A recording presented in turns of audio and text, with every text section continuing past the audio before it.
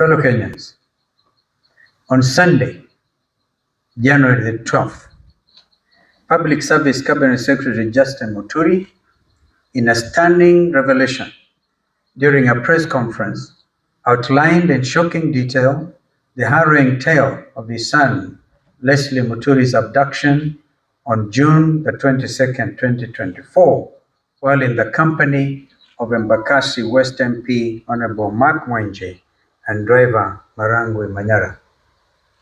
Honorable Muturi, who was serving as the Attorney General of the Republic of Kenya at the time of his son's abduction, said that he had been waiting for answers for the last 6 months as to why his son was abducted.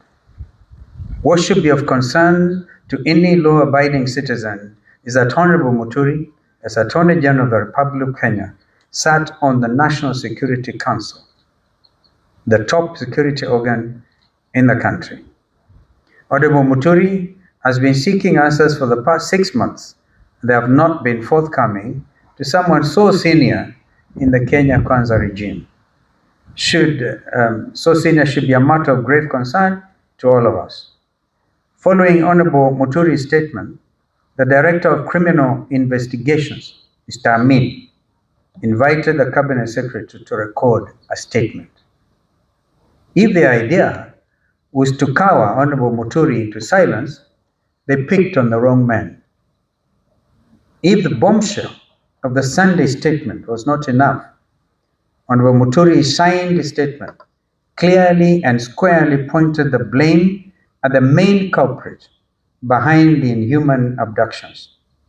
A man who joked, made light of the abductions and Gen Z's demonstrations, a man who placed one phone call inside of the State House Nairobi Pavilion to the National Intelligence Service Director General, Nordin Haji, and had Leslie Muturi released within an hour. That man, as you have previously stated, is President William Ruto. Fellow Kenyans, the revelations by Secretary Muturi on the identity of the Commander-in-Chief of the abduction squads is quite telling. If the Attorney General of the Republic of Kenya cannot get answers to the whereabouts of his son, who can? If the Attorney General cannot get his phone calls answered by junior staff, such as the DG of NIS, or the DCI Director, who can? If the then Interior Cabinet Secretary, Professor Kithure Kindiki, and PS Raymond Omolo are furnished with lies by their juniors, what is the state of the Kenya Kwanza regime? Fellow Kenyans, the Kenya Kwanza regime has established command and control structures outside of the Constitution of the Republic of Kenya, carrying out illegal and criminal activities against Kenyans. We have actually since established at some headquarters of this abduction squad or somewhere near Ruaraka. As we have previously stated, William Ruto is the Commander-in-Chief of the abduction squads. This has been clearly demonstrated by his own public pronouncements on the abductions, as well as those of his conceited cronies in government. Kenyans and the international community should read between the lines. Mr. Ruto and his lieutenants' chest thumping over 2 weeks ago in Bungoma was not only a gross violation of Mr. Ruto's oath of office, it also bore all the hallmarks of a dictatorship and a crude attempt to instill fear in Kenyans by subduing them into silence. Mr. Ruto's dictatorship, which now kidnaps and tortures people in underground prisons, must be considered as a renegade criminal enterprise. And this in accordance with the ICC's Rome Statute. And for the avoidance of doubt, the Director General of NSIS could not be held responsible alone. The ICC statute talks about the person bearing the highest responsibility. And that is not Nordin Haji, that is William Samoei Arap Ruto.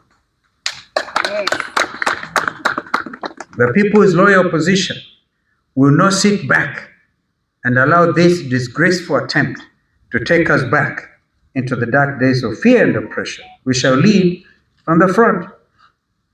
You've actually demonstrated leadership from the front because you've been in court. We'll fight them in court, we'll fight them in the streets, we'll fight them everywhere. We demand that Mr. Ruto respects Kenyans and the oath of office he has sworn to preserve under Kenya's Constitution 2010. We also demand the immediate release of the remaining abductees. We actually have a date on the 27th with the Inspector General of Police, Mr. Kanja, before Justice Bahati Namui. And they know what the ruling was by Justice Bahati. If they will not show up on the 27th, he will cite, convict, and sentence on the spot. So nobody is above the law. Not even Director General Kanja or Director DCI, Mr. Amin. If Ruto refuses to respect and enforce Kenya's constitution and laws, the solution is straightforward. He should resign. Yes. And the world is changing. Just today or yesterday, a sitting president of the Republic of South Korea was arrested in State House. We celebrate this kind of development because people must be held to account. This is what the Gen Zs have been advocating for. Meanwhile, let Mr. Ruto and all others who perpetrate violent crimes against Kenyans know that they will not go unpunished. On the Independent Electoral Boundaries Commission, IBC, we have been very clear and consistent and followed the law at all times. Those who are barriers to the establishment of the IBC selection panel are puppets of Mr. Ruto. They bear the highest responsibility in the current constitutional crisis and an attempt to pre-rig the 2027 general elections. We will not allow that to happen. And I'll ask my brother Kioni to respond to some of the remarks by some of these renegades who can even say they know how to manufacture presidencies beyond 24 years. These renegades must be called out. Lastly, for avoidance of doubt, Honorable Farah Maalim, who until now has been Wiper Democratic Party's deputy leader, stands expelled from the White House for violating the Constitution and the rights of Kenyans, and even abusing Kenyan mothers. Thank you, and God bless you. Mheshimiwa Kioni.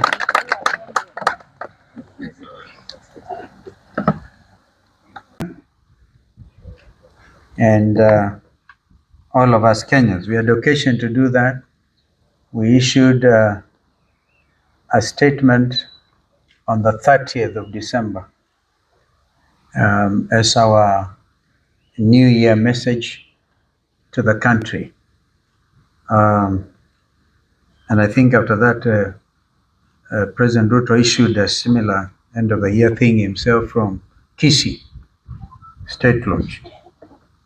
So this is a statement by the People's Loyal Opposition.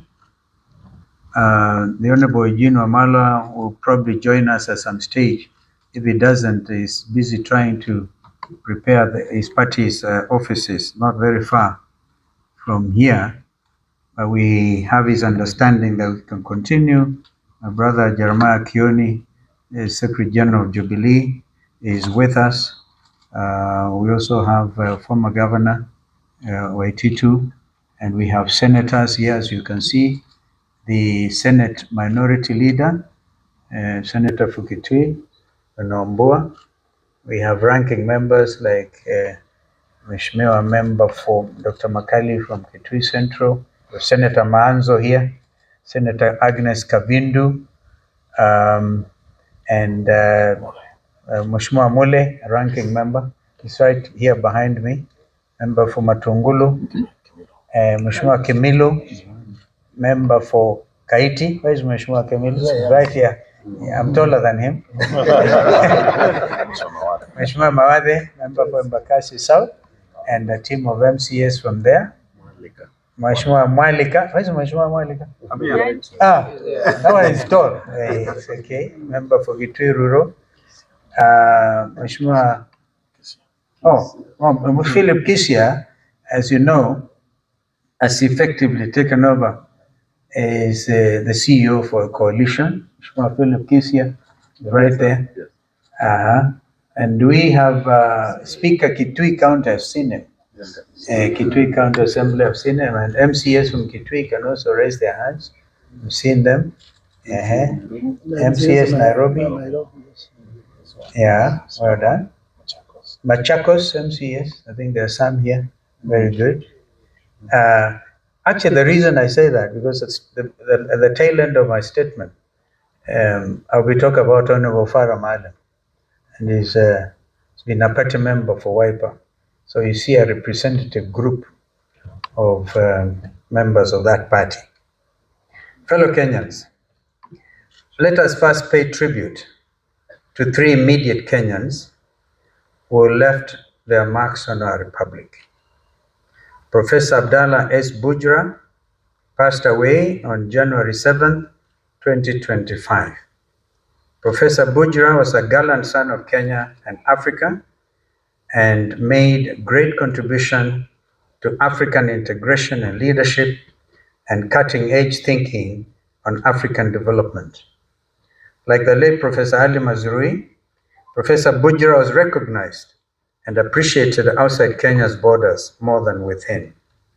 He served the continent as the first full-time executive secretary of the Council for the Development of Economic and Social Research in Africa, one of the premier research institutions in our continent, as well as the Organization of African Union, OAU, as it then was, in various capacities, including as a CEO of the International Panel of Eminent Personalities between 1998 and 2000. He was a founding director of boards of Muhuri and Katiba Institute in Kenya. Russian Wara was an incredible writer who sadly passed away this week from a battle with cancer. Her words, printed and written every week in different publications, both home and abroad, left a lasting impression, speaking truth to the heart. Whatever the subject, Russian questioned and demanded accountability. She was one of a kind, and uncompromising and apologetic in Kenya. Yesterday evening, we learned of the passing on of senior counsel, our sister Judith Ongori. Ongori was an accomplished and celebrated family and human rights lawyer in Kenya, the region, and the international stage. Gender equality and equity were her forte. She took on many cases pro bono and contributed to the